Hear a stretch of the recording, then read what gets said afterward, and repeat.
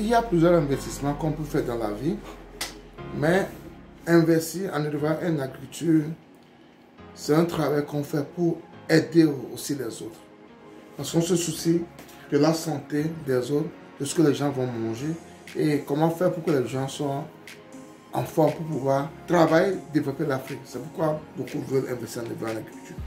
En plus, on investit en élevage et en agriculture pour être sûr de ce que nous consommons, pour être sûr de ce que notre population consomme. Parce qu'il y a les choses qu'on importe de l'extérieur et ces choses qu'on importe de l'extérieur ne sont pas toujours dans les normes parce que des fois on se rend compte qu'il y a des choses qu'on importe de l'extérieur qu'on ne consomme pas là où c'est produit.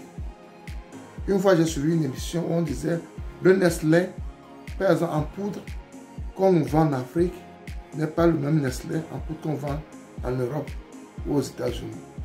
Ce que nous avons en Afrique, ils mettent beaucoup d'amidon dedans au lieu du vrai lait. Donc, c'est un exemple parmi tant d'autres.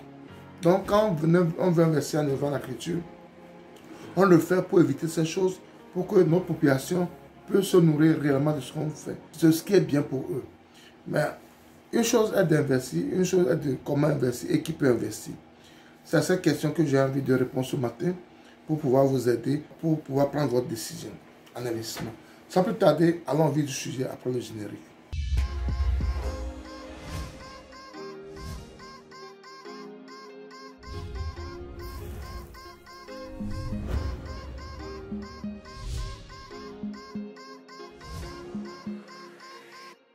Si vous m'avez découvert pour la première fois, mon nom c'est Sabi Eliati et sur ma chaîne nous parlons d'investissement en général en agriculture et en élevage. Et cette thématique te sont importantes également, tu es au bon endroit. La seule chose à faire maintenant c'est de t'abonner à notre chaîne Group, de cliquer sur la cloche de notification pour ne plus rater nos vidéos à chaque fois que nous publions. Ensuite, partage-le au maximum pour qu'elle puisse atteindre plus de personnes. C'est ainsi qu'on peut aider les gens, c'est ainsi qu'on peut aider l'Afrique. Et surtout n'oublie pas, un pouce pour permettre à YouTube de diffuser nos vidéos à plus de personnes. On veut vraiment investir en élevage en agriculture. Et surtout quand on est dans la diaspora. Mais il faut savoir une chose, comment investir et en quoi il faut investir. C'est très important. Comment investir et en quoi il faut investir.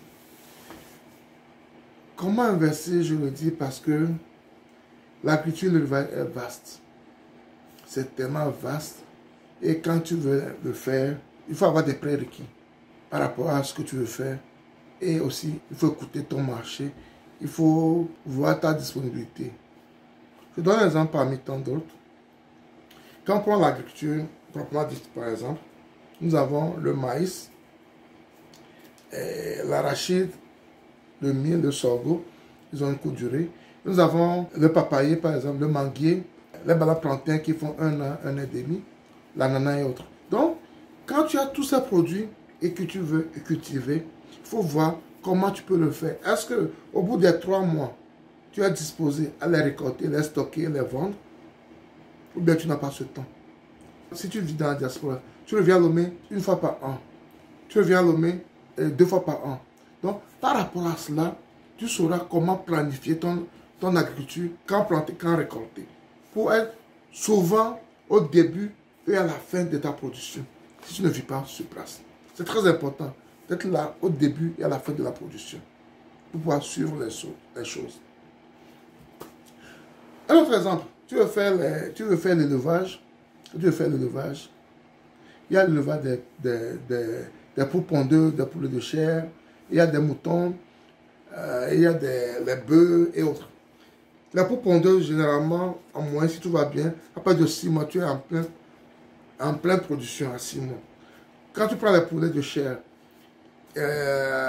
6 semaines, ils sont sur le marché. Quand tu prends les poulets Goliath, 3 à 4 mois, ils sont sur le marché.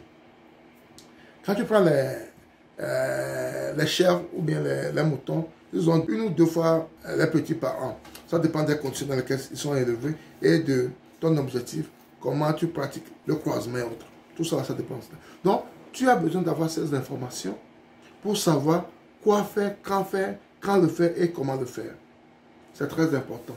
On veut tous investir en élevage en agriculture, mais il faut le faire dans les règles de l'art pour ne pas perdre votre investissement. Il faut le faire dans les règles de l'art pour ne pas perdre votre investissement. Je reçois beaucoup de gens qui viennent dans mon inbox, avec qui on discute, parce qu'ils ont des projets, parce qu'il y a d'autres même qui ont commencé parce qu'ils suivent mes vidéos, et ça me va droit au cœur, ça me fait plaisir, parce que je sais que, le message que je passe atteint les gens, et ça permet aux gens de changer leur mentalité et d'investir en agriculture en élevage, parce que c'est là notre objectif également dans nos vidéos que nous faisons. Ça me fait vraiment plaisir. Mais, vous qui voulez le faire, qui n'avez pas encore fait le pas, faites vraiment attention. Faites vraiment attention. Prenez votre temps et réfléchissez à toutes ces choses-là, à toutes ces informations que je viens de donner. À toutes ces informations que je viens de donner. En plus, si vous voulez le faire, si vous avez décidé de le faire, comment le faire? Entourez-vous des gens qui ont déjà des notions de la chose. Associez-vous avec des gens qui savent cela. Ayez des amitiés avec des gens qui font ce que vous voulez faire. Leur information, leurs mésaventures peuvent t'aider à éviter beaucoup de choses. Moi, là, je suis dans ce métier, ça fait pratiquement 5 ans. Je ne peux pas dire plus parce que j'ai toujours aimé l'élevage, l'agriculture. Quand j'étais petit, j'avais toujours quelque chose. Déjà, pas de 7 ans, moi, je faisais l'agriculture. Quand nous étions à Gouet, on était venu à Gouet, ceux qui connaissent le Togo, il y a des terrains vides devant nous et autres. Je cultivais là-bas. Après ça, j'ai toujours élevé des animaux chez moi à la maison. Donc, je le faisais depuis. Mais, le rédiger en société comme je le fais maintenant, ça fait 5 ans. Donc, durant ces 5 ans, j'ai fait beaucoup d'erreurs. Et durant ces 5 ans, j'ai appris beaucoup de choses également. Si tu veux faire quelque chose qui est dans mon domaine, il y a des conseils que je peux te donner également. Il y a des gens qui sont dedans il y a 10 ans, 15 ans, 20 ans. Tu peux aller vers eux également pour apprendre d'eux. Et tout ça va t'aider à améliorer ce que tu veux faire chez toi. On ne fait pas l'agriculture et le vent en autarcie. On ne cache pas ce qu'on fait. Ou bien on ne se cache pas pour faire l'agriculture.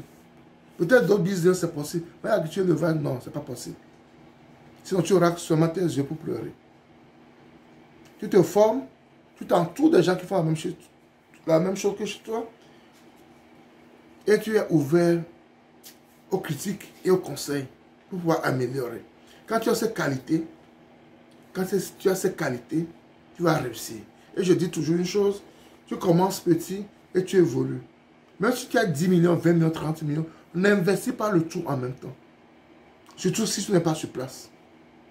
Surtout si tu n'es pas sur place et tu n'as pas une bonne formation, tu n'as pas une bonne équipe. Parce qu'il y a des gens, même comme moi, c'est au fil des années que j'ai formé mon équipe.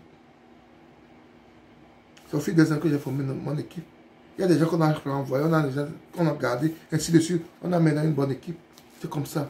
Et tout ce temps-là, tu perds un peu de l'argent parce que tu n'es pas sur place.